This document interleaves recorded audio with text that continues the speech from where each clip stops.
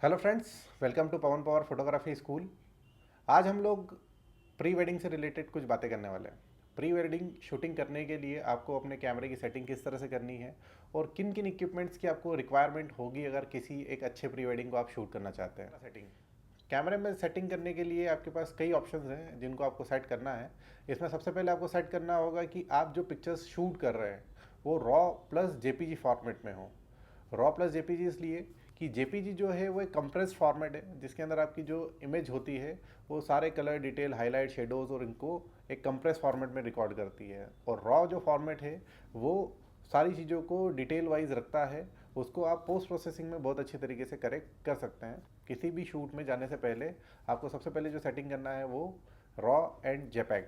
Raw आपका full हो और जेपीजी भी जो है वो लार्ज क्वालिटी पर है, जिससे आपकी पिक्चर का जो मेगापिक्सल वाला साइज़ है वो बड़ा रहेगा और आप उस पिक्चर को बड़े इन्लार्जमेंट पे भी प्रिंट कर पाएंगे। तो सबसे पहली चीज़ आप ये करेंगे। दूसरा, आपके कैमरे में फोकस। अब फोकस आपकी मूवमेंट्स के अकॉर्डिंग होता है। आपको शूटिंग में कई डिफरेंट टाइप के मूवमेंट्स शूट करना होंगे जिसमें आपका फोकस आपको चेंज करना होगा। सबसे पहला अगर मैं बात करूं कि अगर आप कुछ पोजिंग वाले फ़ोटोज़ ले रहे हैं, अपने कपल्स को कुछ पोजेज में खड़ा कर रखा है, देन आप शूट कर रहे हैं। निकॉन के लिए अगर हम लोग बात करें तो AFS, और कैनन के लिए अगर हम लोग बात करें तो वन शॉट पे आपको अपना फोकस रखना है, जिससे आपका कैमरा एक बार फोकस करके रुक जाएगा। आपका कपल रुका हुआ है, फोकस रुक गया, आपकी पिक्चर में आउट फोकस होने की संभावनाएं कम होगी। कहने वाली बात यह है कि अगर कोई कपल किसी जगह पोजिंग करके स्टैंड है तो आप भी किसी जगह से शूट करते वक्त अपने कैमरे के फोकस को AFS या वन शॉट पर रखेंगे, जिससे आपकी जो फोकसिंग है वो परफेक्ट होगी और पिक्चर जो है परफेक्ट शार्पनेस के साथ आपको मिलेगा। वैसे ही दूसरी एक मूवमेंट आती है जब हम लोग कपल को वॉकिंग के लिए कहते हैं, रनिंग के लिए कहते हैं, टर्निंग के लिए कहते हैं। तो ऐसी मूवमेंट में कपल जो है कंटिन्यू आगे पीछे हो रहा होता है। मतलब अगर रनिंग कर रहा है या वॉकिंग कर रहा है तो वह आपकी तरफ या आपसे दूर जा रहा होता है। ऐसी कंडीशन में आपको जो फोकस रखना है वो निकॉन के अंदर AFC एंड कैनन के अंदर ऑल सर्वो आपको रखना होगा। ऐसी कंडीशन में आपका कैमरा क्या करता है, वो ऑब्जेक्ट को कंटिन्यू ट्रैक करता है। तो इससे आपकी पिक्चर में आपको अनशार्पनेस नहीं मिलती है, फोकस आउट नहीं होता है। आपका कैमरा उसको परफेक्टली फोकस में बना के रखता है। तो आप जो दूसरी सेटिंग अपने कैमरे में करेंगे वो होगी फोकस की, कि आपको फोकस को प्रॉपरली सेट करना है अकॉर्डिंग टू मूवमेंट। तीसरी चीज़ जो है हमारे कैमरे में वो है पिक्चर स्टाइल, जिसको आपको सेट करना है। अब पिक्चर स्टाइल क्या होता है? पिक्चर स्टाइल एक बेसिकली आप कैमरे को बता रहे हो कि आप किस टाइप का अपनी पिक्चर में शार्पनेस चाहते हो, कॉन्ट्रास्ट चाहते हो, सेचुरेशन चाहते हो, देन आपकी पिक्चर में आप कैसा कलर टोन चाहते हो। इन चार चीज़ों की सेटिंग बेसिकली हमारी पिक्चर स्टाइल में होती है।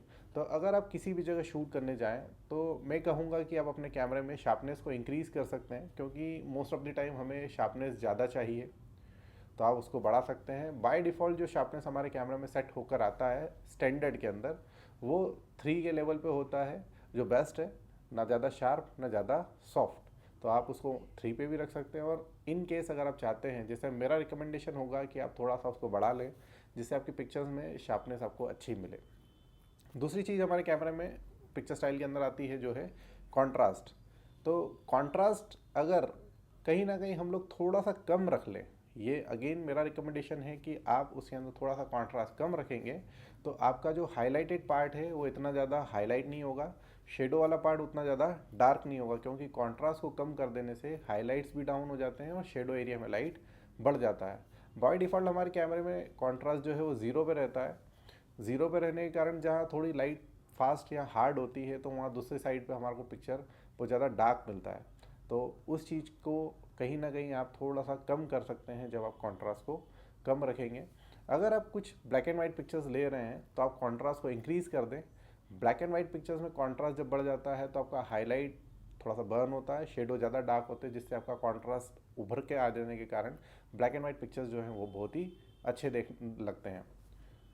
तीसरी चीज़ सेचुरेशन। अगर हम लोग कलर पिक्चर शूट कर रहे हैं तो सेचुरेशन को आप थोड़ा सा प्लस या सेंटर में रख सकते हैं, मतलब ज़ीरो या थोड़ा सा प्लस। निकॉन और कैनन दोनों के लिए सेम चीज़ होती है कि आप प्लस करेंगे तो आपका सेचुरेशन या सारे कलर्स जो हैं आपके पिक्चर के वो बूस्ट हो जाएंगे, बढ़ जाएंगे। तो आप अपने पिक्चर्स को थोड़ा सा कलरफुल लेना चाहें तो आप 1 या 2 पॉइंट अपने सेचुरेशन के बढ़ा सकते हैं। कहीं ना कहीं एक छोटी सी दिक्कत आती है कि जब हम लोग इन कलर्स को बढ़ाते हैं तो हमारे फेसेस जो हैं वो भी थोड़े से ऑरेंजी या रेडिश हो जाते हैं उन लोगों के साथ जो थोड़े से टोन जिनका डल होता है, डार्क होता है। अगर आपके कपल जो फेयर हैं तो आप उसके साथ बढ़ा दें तो कोई दिक्कत इतनी आपको नहीं आएगी। तो मेरा रिकमेंडेशन अगेन यही होगा कि आप सेचुरेशन को 1 पॉइंट बढ़ा दें, जिससे आपकी पिक्चर्स के कलर जो हैं आपको बड़े हुए मिलेंगे। चौथी और लास्ट चीज़ जो हमारी पिक्चर स्टाइल में होती है वो है कलर टोन। कलर टोन को रियर ही केस में छेड़े तो ठीक है, क्योंकि क्या होता है कि अगर हमारे कपल हैं दोनों का कलर टोन डिफरेंट है तो आप कलर टोन में अगर कुछ छेड़खानी करते हैं तो एक का सही होगा तो दूसरे का बिगड़ जाएगा, दूसरे का सही होगा तो पहले का बिगड़ जाएगा। तो आप कहीं ना कहीं दिक्कतों में ही रहने वाले हैं अगर आप उसको छेड़ते हैं तो पिक्चर स्टाइल में 4 चीज़ें आपको सेट करनी होगी कि आप कॉन्ट्रास्ट कैसा चाहते हैं, शार्पनेस कैसा चाहते हैं, सेचुरेशन कैसा चाहते हैं और कलर टोन कैसा चाहते हैं। मैंने अपनी तरफ से जो रिकमेंड हो सकता है वो आपको बताया है। अगर आपको सेटिंग्स अच्छे लगे तो आप उसको अप्लाई कीजिए, और अगर नहीं लगे तो आप बाय डिफ़ॉल्ट वापस उसको जैसा था वैसा कर दें। चौथी चीज़ आपको ध्यान रखनी होगी कि आप किसी भी कंडीशन में शूट कर रहे हों, आपके कैमरे के लेवल जो आईएसओ लेवल है उसको आप उतना सेट करें जिसके साथ आप अच्छी क्वालिटी की इमेजेस ले पाएँ। अगर आपने अपने कैमरे को हाई आईएसओ पे सेट कर दिया या लाइट कम पड़ने की कंडीशन में आप आईएसओ को बढ़ाए जा रहे हैं तो आपकी पिक्चरों में नॉइज़ की जो समस्या है वो आने लगेगी। तो कहीं ना कहीं आप आईएसओ को थोड़ा सा कम रखें। जहाँ लाइट कम पड़े वहाँ पर आपको कुछ इक्विपमेंट्स अपने साथ में लेकर जाने हैं, उनका उपयोग करें। इक्विपमेंट्स जो आपको लेकर जाने हैं वो है, एक तो फ्लैश लाइट लेकर जाना है आपको, जिससे कि आपको जहाँ लाइट की रिक्वायरमेंट लगे आप उस फ्लैश को यूज़ कर पाएँ। जब आप लाइट यूज़ करें तो उसको अम्ब्रेला के थ्रू यूज़ करें। अगर डिफ्यूज़र अम्ब्रेला आप यूज़ कर रहे हैं तो उसमें से लाइट जो है वो निकल कर सॉफ्ट हो जाएगी। अगर आप सिल्वर सरफेस वाली इनसाइड रिफ्लेक्टर अम्ब्रेला ले रहे हैं तो उससे लाइट थोड़ा सा पंची और हाईलाइट्स के साथ आएगा। तो जैसा आप लाइट चाहें वैसा एक अम्ब्रेला आप अपने साथ में लेकर जाएँ, जिससे आपकी पिक्चर्स जो हैं वो एकदम कॉन्ट्रास्ट या हार्ड लाइट के साथ नहीं होगी। तीसरी एक चीज़ जो आपको लेकर जानी है लाइट के लिए वो है आपका रिफ्लेक्टर। अवेलेबल लाइट में हम जब काम करते हैं तो कहीं ना कहीं से जो लाइट हमें मिल रहा है आप उसको रिफ्लेक्ट करके उस शेडो एरिया को हटा सकते हैं, जिससे आपको अगेन आईएसओ बढ़ाना नहीं होगा। जब आईएसओ नहीं बढ़ेगा तो आपकी इमेज क्वालिटी बेटर होगी, जिससे आप अपने कस्टमर को बेटर इमेजेस डिलीवर कर पाएंगे। तो जो चौथा मेरा पॉइंट है आईएसओ, उसको आपको कम रखते हुए शूट करने की कोशिश करना है।